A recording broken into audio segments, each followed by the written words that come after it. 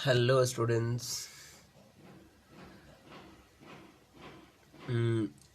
Humanities student history के paper के बारे में हम देख रहे थे और हिस्ट्री का पेपर ही हम पढ़ रहे थे। उसमें एक वीडियो डाला था मैंने, पीडीएफ शेयर करी थी आपके साथ में। वो पीडीएफ में साउंड नहीं था और रावचंद्र सेन के बारे में मैंने बताया था, थोड़ा बहुत कोशिश करी थी, लेकिन टेक्निकल एरर की वजह से वो साउंड नहीं आ पाया था। चलिए फिर से हम देखते हैं रावचंद्र सेन के बारे में। जैसे राव जोधा जोधपुर की स्थापना करते हैं, उसके बाद में क्या होता है कि राव जोधा अपने पुत्रों को एक नसीहत देते हैं कि कभी भी आप आपस में जो है वो झगड़ेंगे नहीं। ये चीज़ को लेकर के जो उनके पुत्र जो होते हैं उनमें से एक बीकानेर की स्थापना कर देते हैं, राव बीका, और गांगा जो है वो जोधपुर के शासक बनते हैं। उसके बाद में मालदेव शासक बनते हैं। मालदेव की मृत्यु के बाद जो है वो उत्तराधिकारी संघर्ष शुरू हो जाता है। मालदेव के 3 पुत्रों में आपसी संघर्ष हो जाता है, एक राम सिंह और एक उदय सिंह और एक जो है चंद्रसेन। तो इन तीनों के बीच में संघर्ष का कारण है उत्तराधिकार कि शासक कौन बनेगा।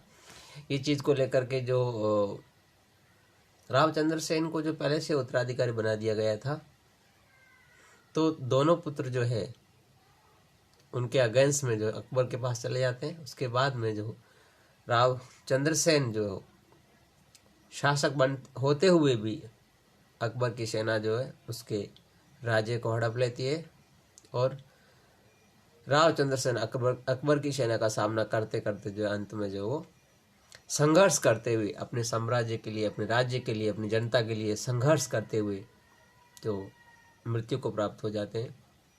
और चंद्रसेन के बाद सम्राट अकबर जो है मोटा राजा उदय सिंह को जोधपुर सौंपते हैं।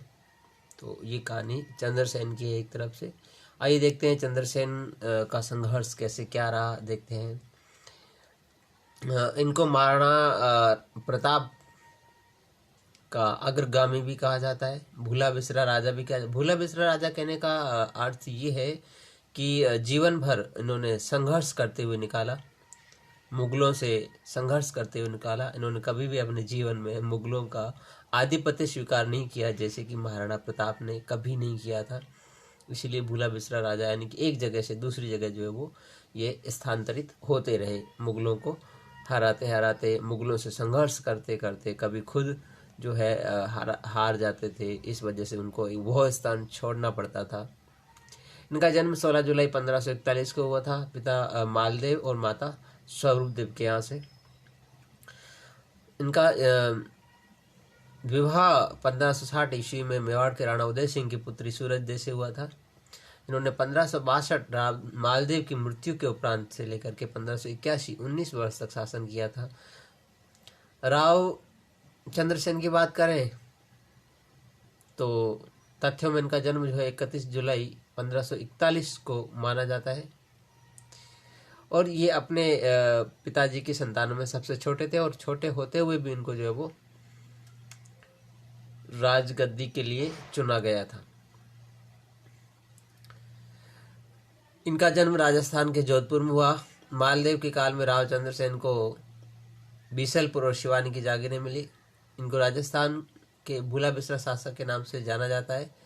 भूला बिसरा क्यों कहते मैंने आपको बता दिया। ये दिसंबर 31 1562 ईस्वी को मेवाड़ के मारवाड़ के शासक बने थे। उसके उपरांत जो है एक गिरी सुमेल का युद्ध हुआ था। ये मालदेव और शेरशाह सूरी के मध्य 1544 में हुआ था और ये जो युद्ध कैसे क्या हुआ मैं आपको बता चुका हूं एक बार। अब शासक बनने के बाद चंद्रसेन के जो अभियान है उनके बारे में हम पढ़ते हैं। शासक बनने के कुछ ही समय बाद राव चंद्रसेन ने आवेश में आकर अपने एक चाकर की हत्या कर दी। इससे जेतमाल और उससे मेल रखने वाले कुछ अन्य सरदार अप्रसन्न हो गए। नाराज सरदारों ने चंद्रसेन को दंडित करने के लिए उसके विरोधी भाइयों राम और उदय सिंह रायमल के साथ गठबंधन किया।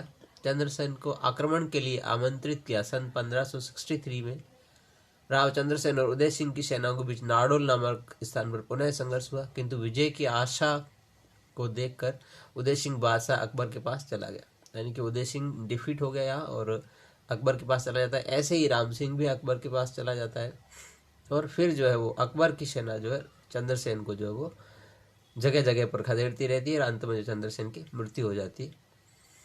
जोधपुर पर आक्रमण के लिए हुसैन कुली खान की नेतृत्व में अकबर जो है सेना भेजता है और 1564 में जो जोधपुर पर जो है वह आक्रमण करके मुगल सेना उसको हथिया लेती है।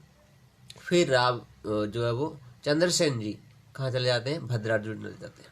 भद्राजुड़ चले जाते हैं। उसके बाद में अकबर 1570 में नागौर दरबार लगाता है। नागौर दरबार में तीनों भाई उपस्थित होते हैं। राव चंद्रसेन इस बात को लेकर उपस्थित होते हैं कि मुझे जोधपुर का जो वो शासन वापस मिल सकता है, इसलिए राव चंद्रसेन भी उपस्थित। लेकिन अकबर का रवैया देख करके वो खुश नहीं थे। अकबर को देख करके जो वो ऐसा नहीं लगा उनको कि मुझे वापस जोधपुर का साम्राज्य मिल जाएगा, तो वो वापस जो है वो चले गए। फिर अकबर ने उसके पीछे जो है वो सेना लगा दी और उनको हराने में लग गए। चंद्रसेन के खिलाफ जो अकबर के जो अभियान थे वो अभियान देखते हैं। 1571 ईस्वी में शाही सेना द्वारा भद्राजुड़ पर आक्रमण करने पर वह सिवाना चला गया। भद्राजुड़ पर भी मुगल सेना आ गई तो भद्राजुड़ से निकलकर सिवाना आ गए। उसके बाद में 1572 ईस्वी में गुजरात में विद्रोह हुआ तो दूसरी तरफ महाराणा प्रताप के शासक बनने से मेवाड़ में भी आक्रमण होने का खतरा पैदा हो गया। 1573 ईस्वी में अकबर ने चंद्रसेन को अपने अधीन बनाने के लिए शाह कुली खान के साथ जगत सिंह, केशवदास मेड़तिया, बीकानेर के राय सिंह आदि को भेजा। यह सेना सोजत में चंद्रसेन के भतीजे कल्ला को पराजित करते हुए सिवाना पहुंच जाती है और चंद्रसेन जो यहाँ पर भी इनके हाथ नहीं लगता है।